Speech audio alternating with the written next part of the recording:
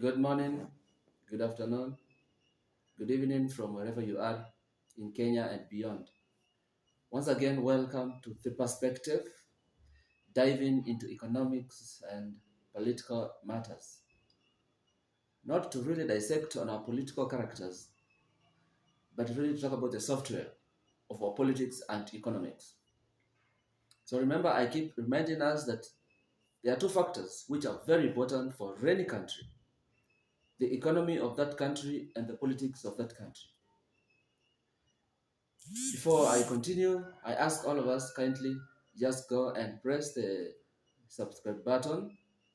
So let us grow this channel because this will be home for many discussions, many conversations, many insightful, you know, talks about the economy and politics because those two shape the future of our country, the future of our nation, the future of the world. So today I want to talk about from the economy to politics. So how about if now we start thinking now as economists from the economy to the world, or rather to the politics? Because ideally, we have always been of the view that we deal with politics and how the politics affect the economy.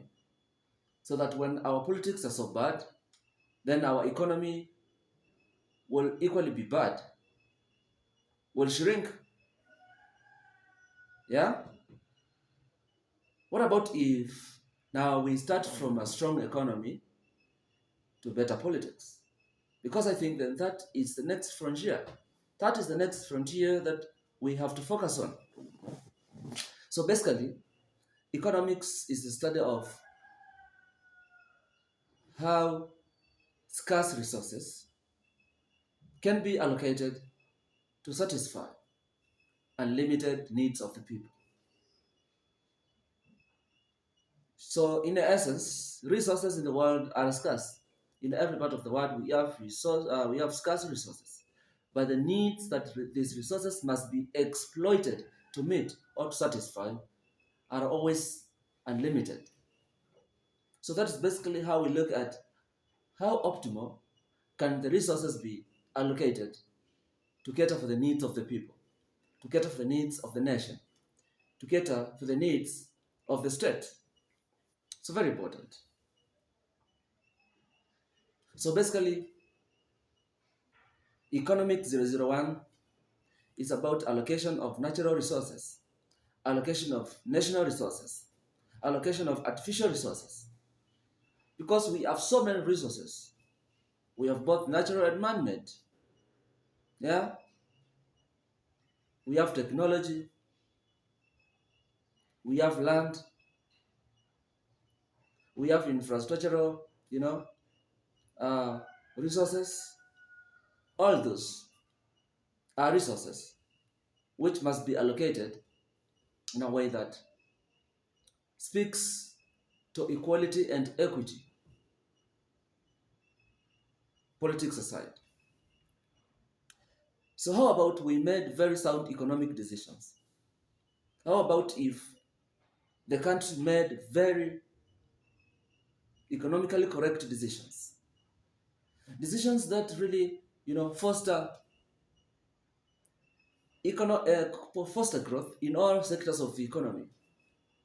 How about if we had an economic, a productive agricultural sector, we had a productive industrial sector, we had a productive manufacturing sector, we had a productive education sector, we had a productive uh, health sector, we had a productive element in every sector of our governance structure, of our society. How would we actually approach politics? If, for example, all our 47 counties were treated equally, there was equitability and equity in the manner in which the resources have been allocated. How about that? Would we approach politics the same way? Would we? How about at the world level, resources were equally allocated? Ceteris paribus. How would we approach politics? Because then, if all of us are economically doing well, we will obviously see politics differently from the way we see today. Why do we elect leaders the way we do? Is it because they have given us money? Is it because they bribe us? Is it because we see them as the only people who can change our fortunes? Or is it because they are our relatives? Or is it because they married? What about if in every society there was water? In every homestead there was proper sanitation? In every homestead food was not an issue? What about if the roads were developed across the country? What about if industries were set up in all productive sectors of the economy? What about if we practiced both comparative advantage and absolute advantage in all counties in matters of production? How about if employment in the public sector, where the civil or the public service, was done equitably?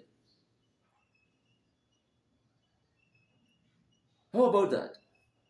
Would we approach politics the same way? So, allocation of resources in a shareable way, which is equitable and which is fair, will indeed uh, help us evolve our politics.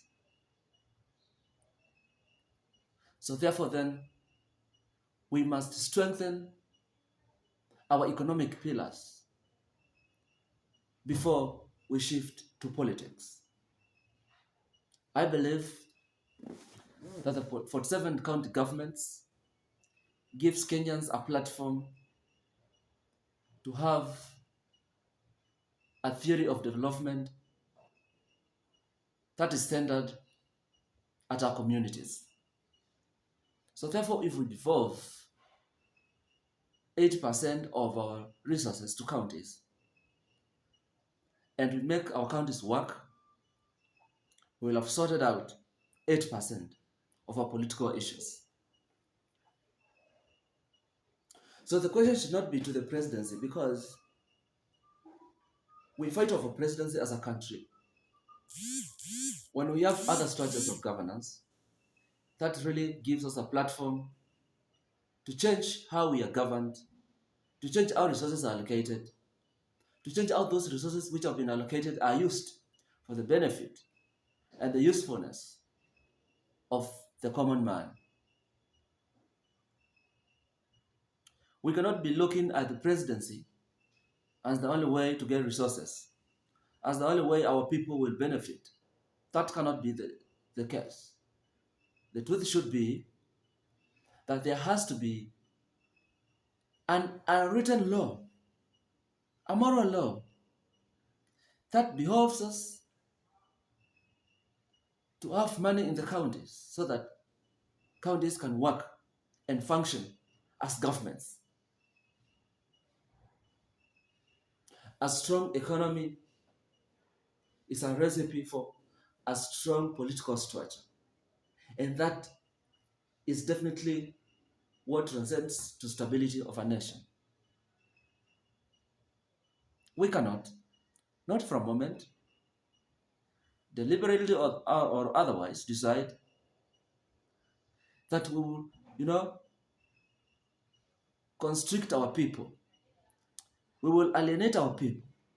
We will deny them development in all sectors. And yet, we talk about independence for 60 years. That must be a lie. That must be a con. That cannot be true. So let us look at a boomerang education sector, a boomerang agricultural sector, a boomerang health sector, a boomerang industrial sector, a boomerang manufacturing sector, a boomerang transport sector, a boomerang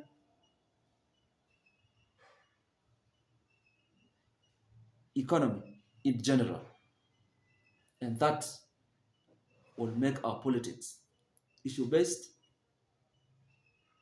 not based on personalities. That will make our politics service-based, not on rhetoric. That will make our politics a discipline to be envied by everybody, but not a choreography that only seeks to usurp and satisfy individuals or think their interests surpass those of the country. So we as Kenyans, therefore, we must stand strong and continue our purpose of nation building, because that is what will ultimately culminate into a strong economic state of our country. And the government must put all its resources towards a robust economic growth. And I repeat that when the economy of a country is poor, there is no way that country can have peace.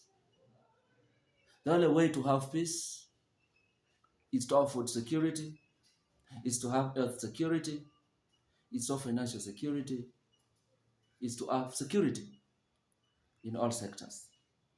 And my advice is that then we must stay strong to the true tenets of our country, of our constitution, because then that is the surest way that we can grow the economy and bridge the gap between politics and the economy for the greater good of our country. Thank you very much. God bless you. I remind you once again that please hit the subscribe button. Let us grow the channel. Let us spread the gospel, because then we must develop this platform for our own gain. We have to speak these things.